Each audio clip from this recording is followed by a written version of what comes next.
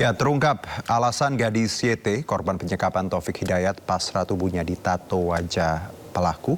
Polisi menyebut tindakan itu diminta pelaku sebagai dalih pembuktian rasa cinta akibat cemburu buta.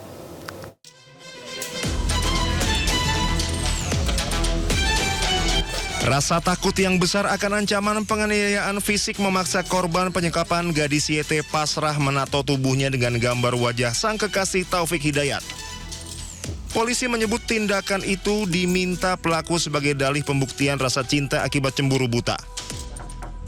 Direktur PPA dan PPO Polda Jabar Kombes Pol Rumi Untari mengatakan Taufik meminta korban menato tubuhnya dengan gambar wajah Taufik.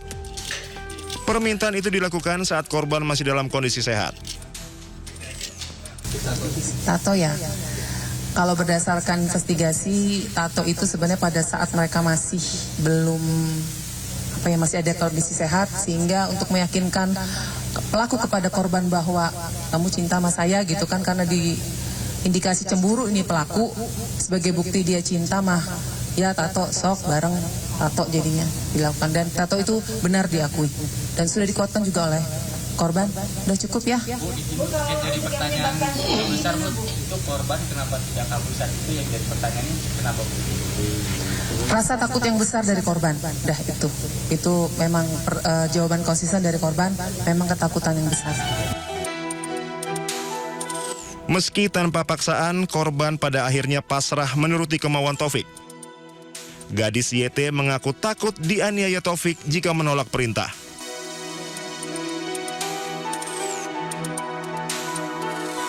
Kita ke kasus berikutnya, pemirsa. Polisi periksa Christoforus Evi, Ketua DPRD Timur Tengah Utara, selama 2 jam terkait kasus dugaan intimidasi Dr. Ica.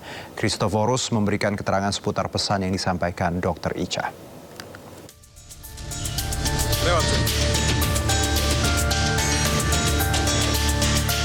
Ketua Dewan Perwakilan Rakyat Daerah Kabupaten Timur Tengah Utara, Christoforus Evi, diperiksa sebagai saksi dalam kasus dugaan intimidasi terhadap dokter jaga Rumah Sakit Leona Keva Menanu, Dr. Eliza Prinsila Utami Pakeyenoni atau Dr. Ica.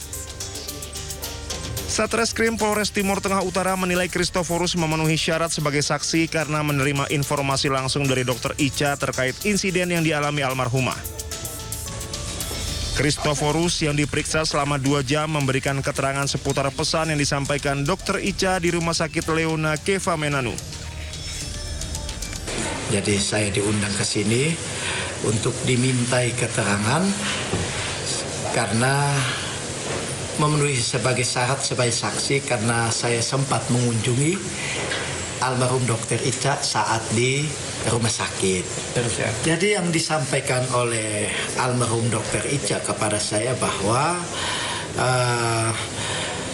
dia sampai jatuh sakit, drop karena akibat tekanan intimidasi oleh teman-teman DPRD dengan nada tinggi. Jadi oleh Dr. Ica juga menyampaikan kepada saya bahwa Bapak tahu nggak, akibat ulah teman Bapak-Bapak, saya melakukan percobaan bunuh diri sebanyak 3 kali. Dia tidak nikah, Mam.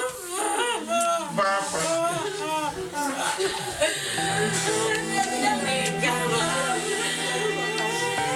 Sebelumnya, Dr. Ica ditemukan tewas bunuh diri pada Jumat 26 Juni 2026 lalu di Nusa Tenggara Timur. Kasus ini menyita perhatian publik karena 3 anggota DPRD Kabupaten Timur Tengah Utara diduga terlibat mengintimidasi korban. Dr. Ica mengalami tekanan psikologis yang berat karena merasa terintimidasi, tertekan secara verbal, dan merasa profesionalitas serta kehormatannya sebagai tenaga kesehatan direndahkan di hadapan rekan kerja, pasien lain, maupun masyarakat di lokasi kejadian. Aparat kepolisian kini tengah mendalami apakah ada unsur pidana dalam kasus meninggalnya Dr. Ica. Dari Timur Tengah Utara, Nusa Tenggara Timur, Sefnat Besi, iNews melaporkan. Ya, pemirsa, jenazah pilot PT AMA Nicholas yang menjadi korban penembakan KKB di Kabupaten Yahukimo, Papua, tiba di Bandara Soekarno-Hatta, Tangerang, Banten. Rencananya jenazah akan dipulangkan ke negara asalnya Amerika Serikat setelah disemayamkan sementara.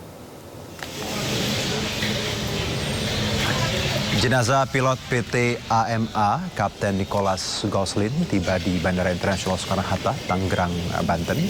Setibanya di Bandara Suta, Kedutaan Besar Amerika Serikat melakukan repatriasi jenazah Kapten Nicholas dengan pengawalan ketat petugas. Jenazah Kapten Nicholas rencananya akan disemayamkan sementara sebelum dipulangkan ke negara asalnya, Amerika Serikat.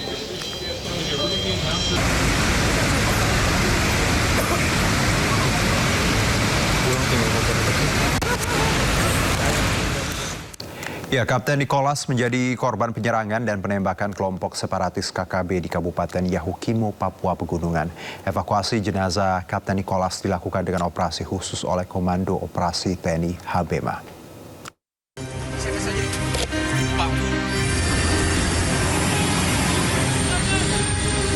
Jenazah pilot pesawat PT AMA Nicholas Francisco Goslin yang menjadi korban penembakan di Bandara Ibdehei, Kampung Balinggama, Distrik Sobaham, Kabupaten Yahukimo, Papua Pegunungan tiba di Jayapura Jumat sore. Jenazah disemayamkan dan dilakukan ibadah penguatan di hanggar AMA sebelum diterbangkan ke Jakarta. Prosesi diawali dengan penghormatan militer, dilanjutkan penandatanganan berita acara penyerahan jenazah. Evakuasi jenazah Kapten Nicholas Francisco Goslin, pilot PT AMA, dilakukan Komando Operasi TNI Habema dengan operasi khusus.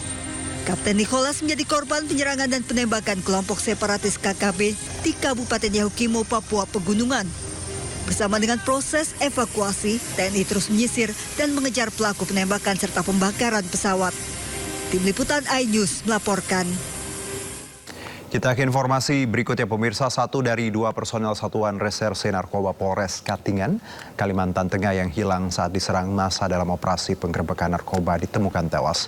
Jenazah korban ditemukan mengapung di aliran sungai Katingan.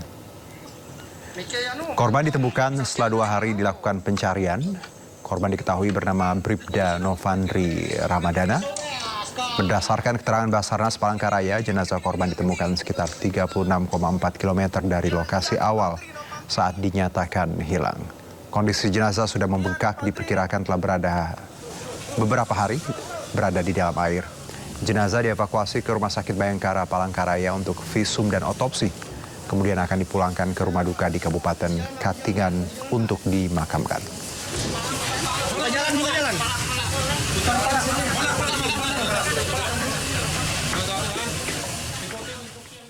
Pemirsa, rumah Aibtu Nuridin, oknum polisi pelaku penyekapan dan penyiksa istri siri di Brebes, Jawa Tengah dipasang garis polisi.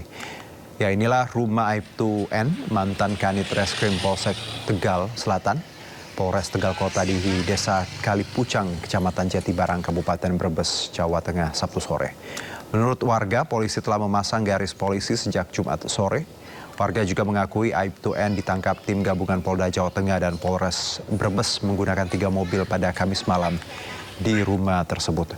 Warga menambahkan Aibtu N menempati rumah yang dibangunnya sejak tahun 2017 lalu, tetapi tidak mengetahui istri siri Aibtu N tinggal di sana karena rumah selalu dalam keadaan tertutup. Aibtu N diduga menyiram istri sirinya dengan air keras hingga mengalami luka bakar 40%. Tadi menempati rumah tahun berapa? Tahun 2017. Tapi tetangga nggak pernah dengar itu ya suara seksual atau keributan?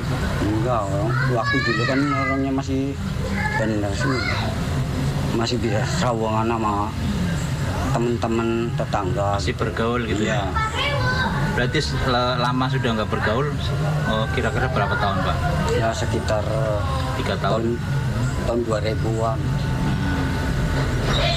Ya jarang bergaul. Tapi warga sempat dengar kabar-kabar itu Pak? Enggak. Yang penyiksaan itu? Enggak sama sekali dengar. Enggak sama sekali. Tapi ini rumah aslinya Pak? Iya, ini rumahnya asli. Makanya kemarin-kemarin kan kaget saya, ada orang begitu, kaget. Tinggalnya sama siapa di sini Pak? Sendiri.